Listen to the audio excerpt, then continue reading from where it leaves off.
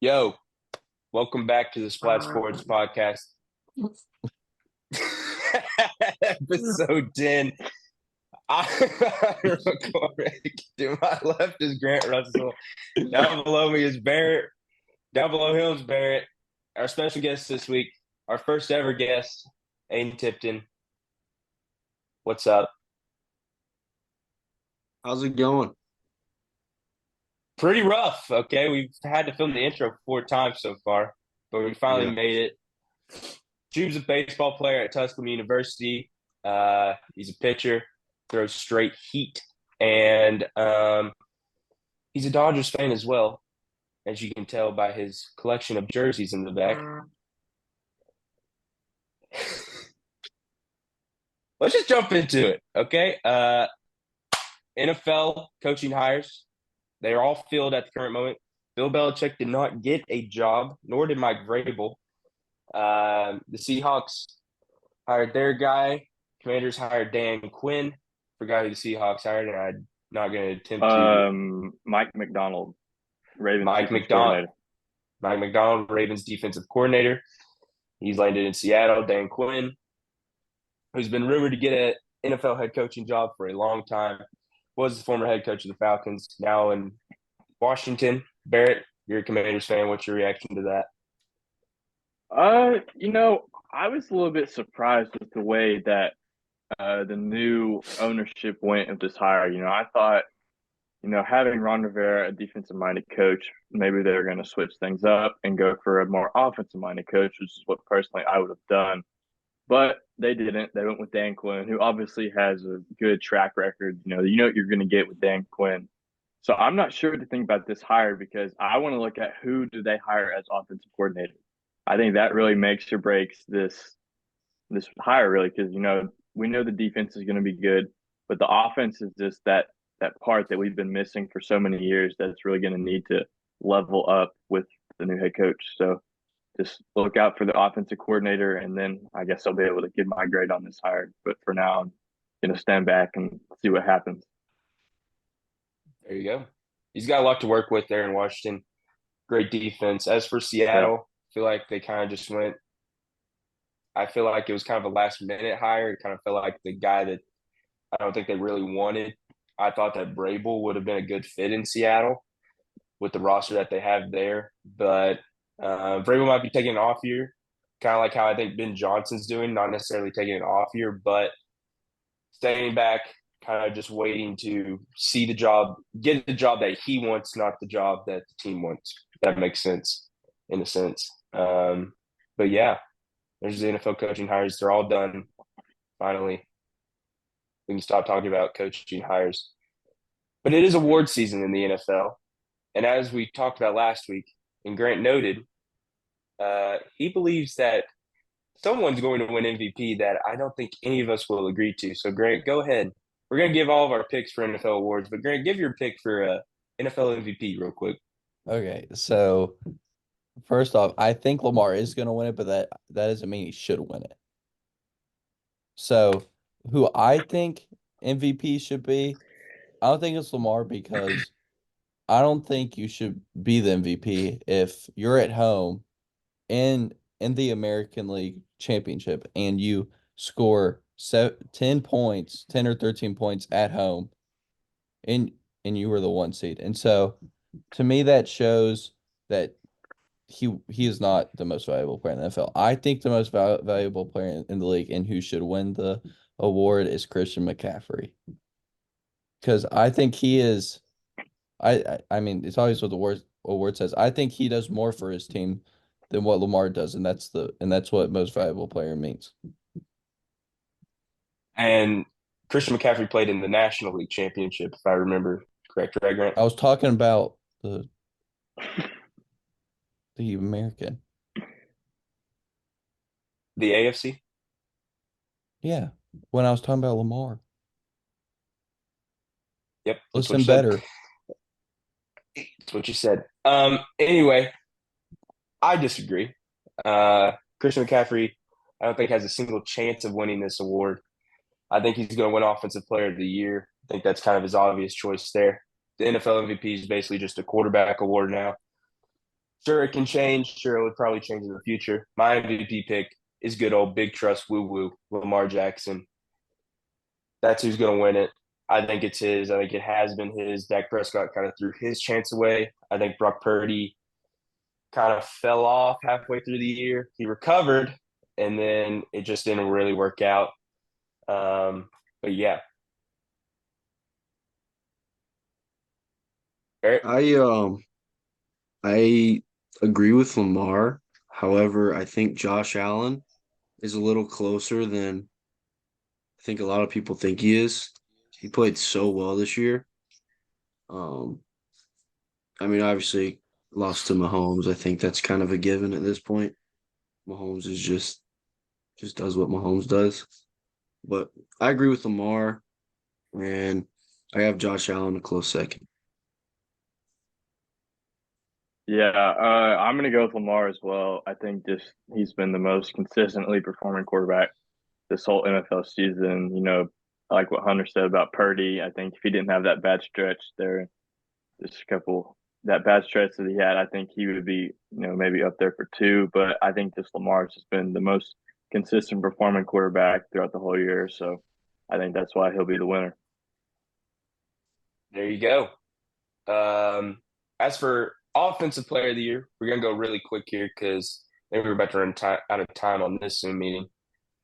It'll just be a quick little cut. But my offensive player of the year, I said it before, it's going to be Christian McCaffrey. I don't think any other player really has a chance to win it. I'm sure there are some other guys, but I think McCaffrey has kind of ran away with the award. And I mean, I'm sure there's some other guys that I kind of feel like this year it was really a down year because you had Jamar Chase get injured somewhat. You had Justin Jefferson get injured somewhat. So just two guys that I think really could have won it this year, just kind of injuries plagued them. That's going to happen in the NFL. But yeah, I think Christian McCaffrey wins that award pretty easily. Yeah, I Grant, agree. I mean, sorry, I didn't, but I think there's no question it's McCaffrey's award. there you go. Grant, what do you think? I mean, McCaffrey's gonna win it, but I think he should be MVP. So I think that if McCaffrey by some chance was to win MVP, then I think Tyreek Hill should win Offensive Player of the Year. Okay. Yeah, I'm going McCaffrey as well. So Well, there you go. We're going to take a quick little break real quick, and we'll be right back.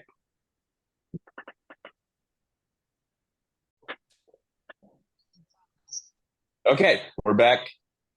Now it's on to Defensive Player of the Year. This is the one award that I feel like this year, besides for Comeback Player of the Year, is kind of up in the air. It's kind of I guess, a three-way tie in a sense for some people. But in my opinion, it's going to be TJ Watt. I know he got injured towards the end of the year, but the numbers are there. He put up another phenomenal year. I really think it's either him or Myles Garrett, and I'm going to go TJ Watt.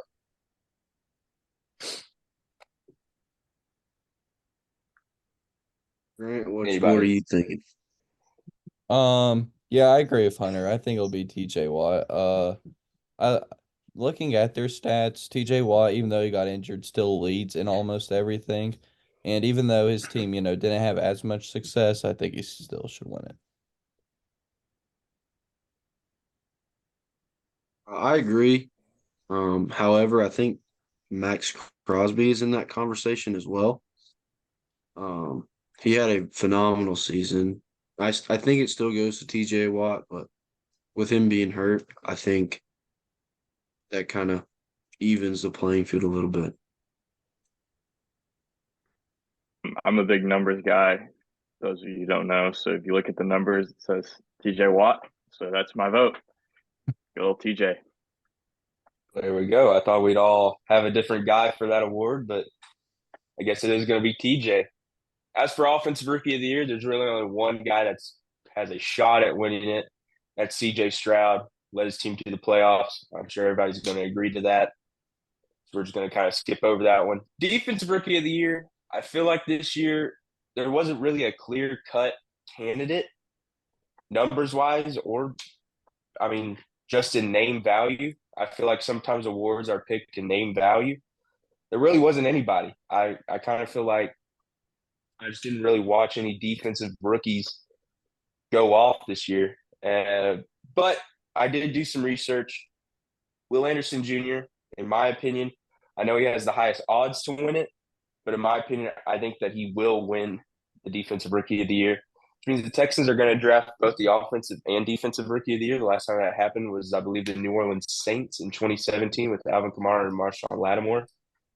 So good for the Texans. And yeah, Grant. Um, yeah, I'm gonna disagree. I think it should be Jalen Carter. I know he did not play as much as Will Anderson did, but when he was in, to me, he was more dominant out there, especially on third down. He was really good at getting after the quarterback and stuff. And what I've noticed through the year with Will Anderson was that it seemed like this might just be me, but it took him a few games to get going. And when I saw Jalen Carter out there, I saw that he was dominant immediately, and I think that's why he should be defensive rookie of the year. Jupe? I agree with Grant actually. I'm gonna say Jalen Carter as well. Like you said, he was an immediate impact for them. I could also see Devon Witherspoon.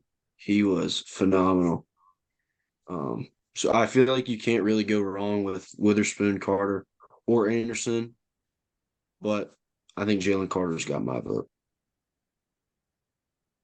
Yeah, I was gonna say Devon Witherspoon. I think he was just pretty dominant this year. He was locking people down, but I also do see the Will Anderson side, especially because what if him and CJ just did this year from their team perspective. You know, they come in and lead the Texans to the playoff, which hasn't happened in a while. So I think any of those three candidates are great, but I think Devon Witherspoon would get my vote. Well, there you go. Now, the one award that I feel like is very controversial, even though it doesn't really need to be, in my opinion, the Comeback Player of the Year award. I feel like this award every year gets weirder and weirder. Sometimes there's clear cut, sometimes it's kind of wide open. I think the big case is Damar Hamlin versus Joe Flacco. In my opinion, I'm going with the guy who played more, the guy who led a team to the playoffs, the guy who was sitting on his couch a couple weeks ago, and that's going to be Joe Flacco. I think that he is going to win the Comeback Player Award. Damar Hamlin, fantastic story. I'm glad he's still with us here, but he only played, I think I can count on my hand how many snaps he played. Does that really constitute a Comeback Player of the Year? Yes, I guess it does, but he came back in life, not on the field. I think the award sometimes gets kind of cross lined with comeback on the field. Joe Flacco came back on the field. Damar Hamlin, he came back from life, which is a great thing, but I think that Joe Flacco wins this award. Grant, what do you think? Yeah, I agree with you. I think, it's a great story for DeMar Hamlin and all. It's great that he's still here and everything, and he worked hard to get back to get on the field in the NFL. But I do think that Joe Flacco's stats and his numbers and what he's able to do, because he started what, 50% of the year, maybe a little bit less. For him to put up those stats and still look like, the great quarterback that won a Super Bowl with the Ravens, I think that just shows that he should be it. And even like, you said he led his team to the playoffs, and I think that says something, and I think that's why he should be comeback player of the year. I agree. I also like Baker Mayfield. Um, he led the Bucks obviously really deep this year, and played phenomenally. But I do agree. I think Joe Flacco, his production after Deshaun Watson went out, and then also without Nick Chubb, um, a lot of the focus really was put on Flacco, and he balled out. There you go. Yeah, I think Flacco is he would be my choice most definitely. I mean, just what he did, sitting on his couch, raising his family, and then gets a call and says, "No, you're starting this week." I think he just performed very well considering his age and all the circumstances. But if I were a betting man, I would put my money on Damar Hamlin winning this award. Um, you know, I think what he did, just coming back from that so scary incident, is just really big for the football community, not just Bills fans, but just football in general. So I think Flacco is probably the more deserving, but I would put my money on Hamlin winning this award. Well, there you go. And the last one, the head coach of the year. I really only think there's two, maybe three candidates that deserve this. I feel like it's either D'Amico Ryans or Dan Campbell. I'm gonna go Dan Campbell. He kind of restored faith in Detroit. The Texans, they've had a lot of success in the past. I mean, for being such a short franchise, but kind of restoring that, Dan Campbell restoring the, I guess, kind of glory to the Lions this year, I think was awesome to see. I'm sure D'Amico Ryan, I mean, they have a bright future in Texas, and I think that he will win one eventually. But my pick is Dan Campbell. Grant. Yeah, I see where you're coming from, but I'm gonna have to disagree because Coach of the Year is a 1 year award. And so at the beginning of the year, you would say Texans are a bottom three, bottom four team in the league. Whereas everybody was thinking that the Lions would be a playoff team. Everybody was saying them, they have it, and you see a team that was a bottom three, bottom four team in the league last year, and you see D'Amico Ryans develop them and make them a playoff team. I think that shows that he should win it, especially, it wasn't like he got knocked down in the first round. He got into the second round of the playoffs and and of course Dan Campbell, he got to the championship, but it's really, I mean, I just think it's kind of obvious to me at least that D'Amico Ryan should win it. I don't know. I'm 50-50. Um, I like D'Amico Ryan, but I honestly think the Texans' success was more because of C.J. Stroud, Tank Dell, and guys like Will Anderson. That rookie class that they had come in played so well. So I think I got to give it to Dan Campbell. I know people hate on him just because of how aggressive he is, and in hindsight, looking at it, obviously he didn't kick those two field goals. It ultimately kind of lost in the game, but at the same time, that aggressiveness got them to where they were. So I think his coaching and his coaching style helped the Lions, I think, more so than D'Amico Ryan helped the Texans. I'm also pretty 50-50 on this. I think both are very deserving in other years, but I'm going to give the edge to D'Amico Ryans. I think just what Grant said earlier. I know he took the Texans from being like one of the worst team in the NFL to making the second round of the playoffs, which is something you do not see often. I think what he did for the city of Houston, they were very excited and they had something to rally around besides the Houston Astros, really. I mean, they're not a big football city, obviously. So I think they got their final, like the team to be proud of. They made the city proud. And I think just that turnaround for them was big and showed D'Amico's, a young coach and he's got a bright future in this league. So I'm going to give him my coach of the year vote. Well, there you go. I'm sure we will find out if any of our predictions are right. I feel like some are more clear cut than others, but we'll find that out the night before the Super Bowl this week. Big Super Bowl week. I know. We are all going to be on Splat Picks this week besides Troop. Sorry about it. But we're all going to be on there this week, and they're going to be on our show this week. We're going to go ahead and announce that right now for all 20 of you that watch the show. We actually had more than last week, so we're moving up. Praise the Lord. Yesterday was not a good day for me. I did not have a very good day yesterday. And what made it even worse was when I opened up my phone and see Corbin Burns was traded to the Baltimore Orioles for absolutely nothing, in my opinion. The Yankees, I feel like, should have got him. I don't know why we didn't when that's all the Brewers wanted. And they traded two of their, I guess, top prospects, but it's not even their top ones really, for probably the best pitcher in baseball. Sure, his contract's about to expire, but still, if you're the Yankees who have said, hey, we want to win this year, we want to win right now, why you wouldn't go out and get that guy. Good for Baltimore. I'm glad they're actually doing something with everything that they have, all their resources. I've always kind of said that Baltimore could be a very good team in the MLB. They just were sold this week, actually. But I've always said that they could be a very good team in the MLB if they use their resources properly. They're using their resources properly now, and now they're becoming a really scary team in the AL East. Shub, you're a baseball guy. What do you think about this trade? The Orioles are scary, man. They are I think they win the division. I think clearly now. Um sorry, but the Yankees are not. I could see a third place finish in the AL East. I don't Who? think the Yankees. I don't Who's think once second? the race.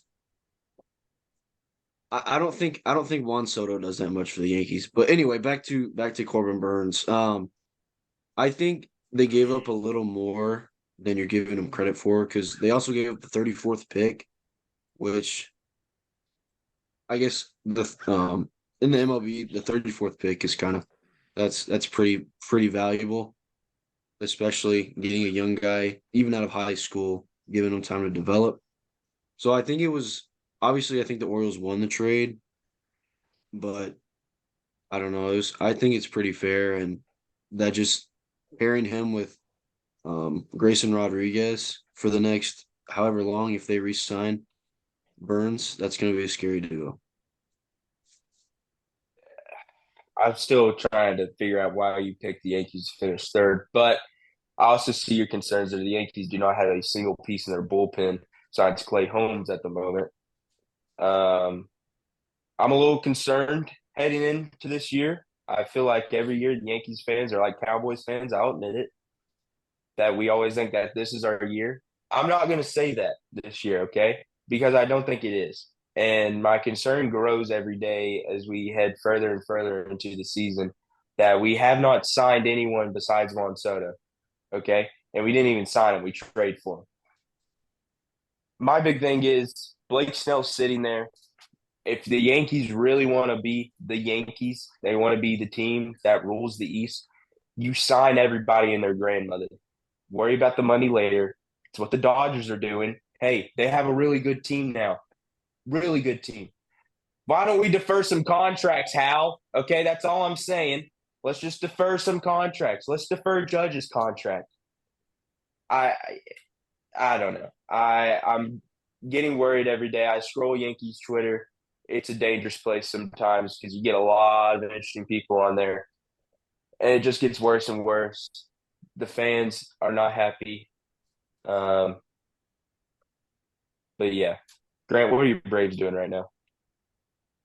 We're just getting ready for spring training right now. We're not looking to train anybody or anything, but going back to what Chube said, I do completely agree with him, including his Yankees take. But I think this makes the Orioles the World Series favorites now. And because they What? still have because they still have the top prospect in the MLB, they still haven't been called up. So even if they do need help, then I think that they didn't call him up. That's What? outlandish. Oh That's my not gosh. outlandish. No, it's not. That is a horrible take. How many There's games I It's not. did could It's who'd they lose?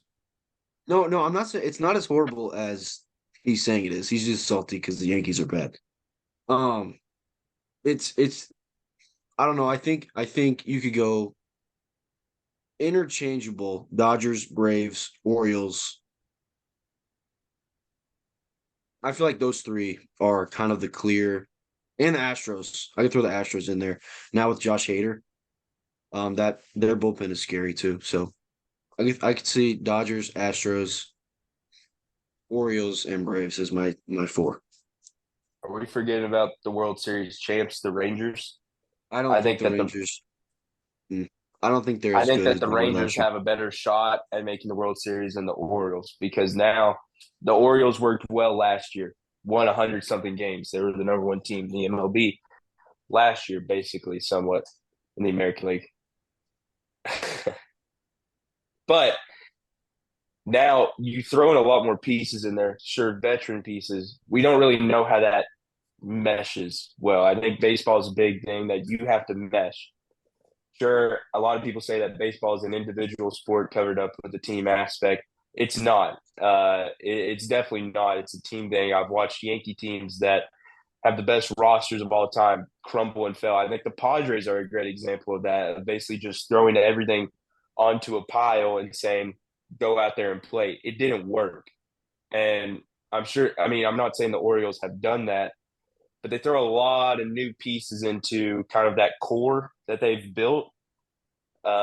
I'm interested to see how they mesh. I'm sure they'll be great in my opinion, but I don't think they'll be as good as they were last year. Just because you throw in a lot of new pieces in there, and we just haven't seen it yet. But that's the thing, though. They haven't really thrown in that many new pieces. Yeah. It's just Corbin Burns. Yeah. So And Craig Kimbrell, I'm Craig sensing Kimbrell. bias. It's the bullpen. Dang right, I'm biased. I'm going to be biased. Okay. Yeah. So I mean, you can't I don't say they've think. gotten worse.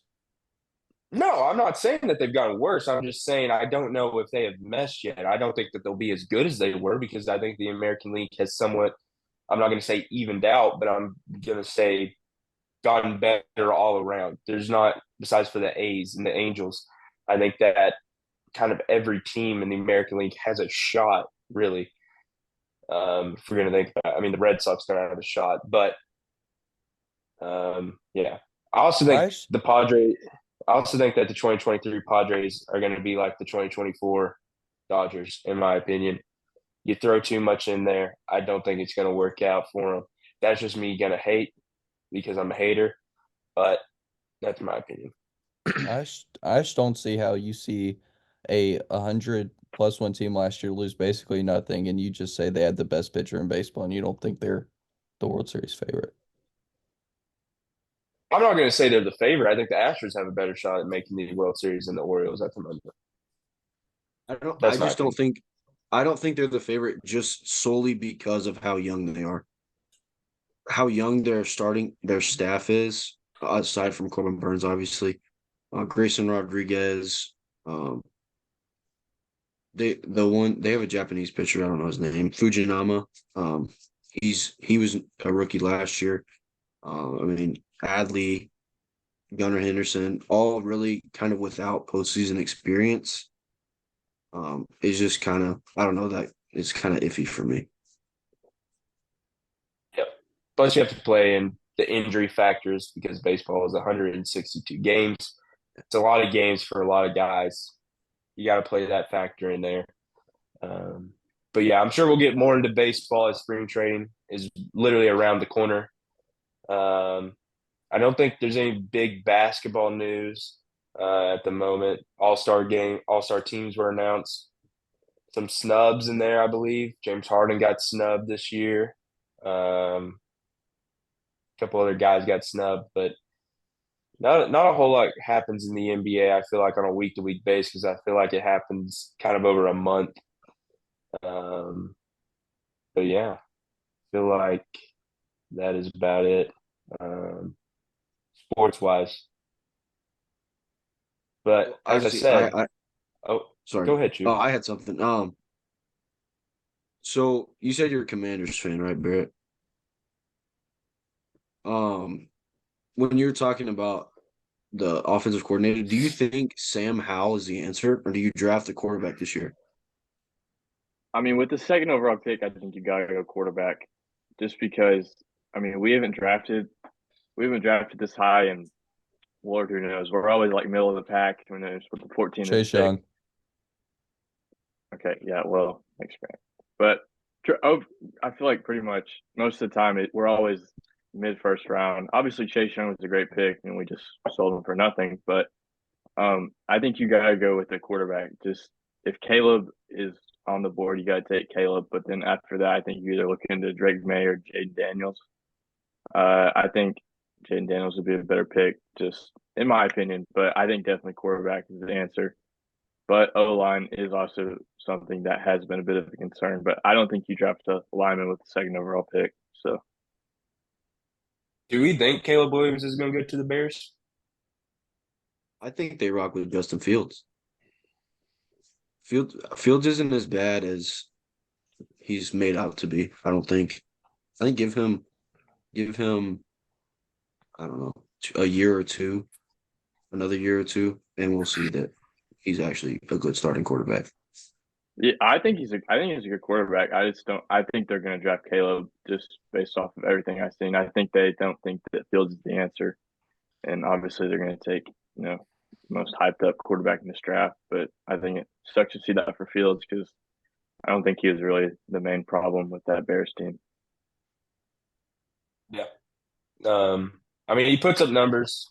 I just don't think he fits in Chicago. I think that's the one thing that kind of kills him is that he just doesn't fit that mold, I guess, even though there's not really a mold, but he just doesn't fit Chicago. So I could see him getting traded somewhere, probably for a first round pick, in my opinion. I think that's what he's worth, although who knows? It's the NFL. Weird things happen all the time. Um, but yeah, I think I don't think we got anything else. Did you all watch the Pro Bowl last night? Pro Bowl games? No, Yeah, nobody watched it. If you weren't paying attention, I watched it for about 5 minutes because it looked like there were maybe five fans in the crowd, and it was in an aircraft carrier. Very weird kind of setup there. Do we think that the Pro Bowl just needs to go back to an NFC versus AFC game? absolutely. I think they should do it like the MLB used to do it, where the winner. Um, I know it's a little different in football, but the winner gets home field advantage in the Super Bowl. I think that's I know it's like different than baseball, but like I I don't get know what that you're they. saying. Like Yeah, they that would makes do I just the like make it competitive. yeah. I think that you need to add an incentive there. I don't really know how. I don't think it would be like a home field advantage thing, but I think that they could possibly do like I guess I don't really know how you would even that out. Yeah, I mean, just promise more money to the players. Although, really, I mean, if you just lost in the second round of the playoffs and they say, "Hey, we're gonna ship you out to the Pro Bowl," and you get an extra 500,000, sure, 500,000 is a lot, but I mean, some players like Patrick Mahomes, if he lost in the second round, he's probably not going to go play for that extra 500,000. Let's be honest here. So I feel like the NFL needs to figure out a way to incentivize it. I mean, flag football, it's not as enjoyable. I mean, the Pro Bowl wasn't even as enjoyable because there just wasn't hard hits. There wasn't anything really there. I would love to see the quarterback competition come back, kind of like how they did in the early 2000s. I think that would be awesome, and I think that they need to move the Pro Bowl back to Hawaii to make it feel somewhat special. But I don't really know how you fix the Pro Bowl. I feel like they thought this was a fix, and it didn't really work out. But that's my opinion. But yeah, as I said, I had a bad Friday, and we ended our show talking about a little wrestling. So I'm gonna end it talking about wrestling today. If you didn't watch Friday Night SmackDown last night, The Rock returned, and it has pissed me off beyond recognition. I was a Rock fan. I am no longer a Rock fan. If you don't know, WWE was bought by TKO, which is that group that they've now formed with UFC. Well, The Rock sits on the board of directors now, and he has politicked his way into the main event of WrestleMania, the biggest show in the WWE. Took Cody Rhodes' spot after he won the Royal Rumble last week. We talked about that, and now Cody kind of has to go for the secondary world title. I'm still very upset. If you follow me on Twitter, which you should, I went off. Uh, I posted a lot. It was not a good night. Between the Corbin Burns thing, the Celtics losing to the Lakers, the Celtics are falling off. Not a good start to February for Hunter. Uh, we're gonna recover though. We have the draft coming up. I think the Falcons are gonna take a quarterback. Praise God. I don't have to watch Desmond Ritter run out there every week and throw about 15 incompletions in a row. And I don't have to see the Falcons run a power run to the left, power run to the right, and a power run up the middle. So looking bright in the future. Trent, you got anything else you want to talk about? No, I don't think so. All right, Barrett. I mean, big day in college basketball as we're filming this. So I guess let's see who you got. Duke, UNC tonight. Where's that? It's at UNC. Ooh. Duke has not played very well this year. I've watched them. No, I've watched them they're play about 80 times. Eli, get out, dude. I've watched them play about 80 times. You're not going to be on the podcast. You were going to be on the podcast next week. You're not going to be on it anymore. Shut the door. We'll cut that out. Anyway. Gosh darn it. Anyway, I think, what was the question? Duke, UNC? Probably, yeah. I think Duke's going to come back. And they haven't been playing great, but I think Duke's going to win it. Yeah, I think that UNC's I think UNC is going to blow them out. I mean, you saw what they did to Tennessee. I mean, they're up close to 30 at home. Now, of course, Tennessee did come back a little bit, but against a team like Duke, I don't think North Carolina will want to let up the pedal like they did against Tennessee. And I think and I think they'll just pound them all night long. I don't think there's ever gonna be a big rivalry game. A big rivalry game. Jesus. Where it's a major blowout. Just speaking from experience, it doesn't matter how good one team is and one team is, or how bad the other team is. I feel like it's gonna be a pretty close game. And with it being in North Carolina, the atmosphere is going to be electric. I got North Carolina winning, but I think it'll be a pretty close, like between like a 4 and 8 point game. Uh, yeah. Aiden, I agreed with you about the rival thing until last night when Bearden and Farragut played basketball and Bearden 20-piece Ooh. Farragut. So Ooh. I don't think that this is going to be a blowout by any means. I think UNC will win by like 10 points, but I just think their guard duo of Elliot Cadeau and RJ Davis is going to be too much for Jeremy Roach because Jeremy Roach has been banged up these past couple of weeks, so he's obviously not going to be playing at the top of his game. I think Proctor should needs to have a big game and McCain as well, but I think RJ, who's been playing phenomenal this year, is just gonna lead the Tar Heels to a win. So yeah. There you go. Well, we're going to wrap up episode 10. We got a lot of big announcements coming up soon. February's kind of a big month, I think, for us. We have a lot, I think, in the books here. As we said, we're going to have the Splat Picks boys on next week. So that's James, Drew, Jack. That's all three of them. Thought there was another one. There's not. Yeah, we're going to have that. And then we have another guest lined up after that. We'll announce them. Follow our social medias. Follow Aiden. If you want to shout out yourself, I guess, go ahead. No, I mean I don't really. Just follow me on Instagram. There you go. His NIL inquiries are on there as well. Yeah, a lot of big news about the NIL. I'm sure we'll talk about that next week as we get more information out on that. I know it's a big topic for us because we're Tennessee fans and that involves us directly, but we'll talk about that next week because we got a lot going on right now. But hopefully this episode gets out Monday. We'll see you then. Adios, amigos.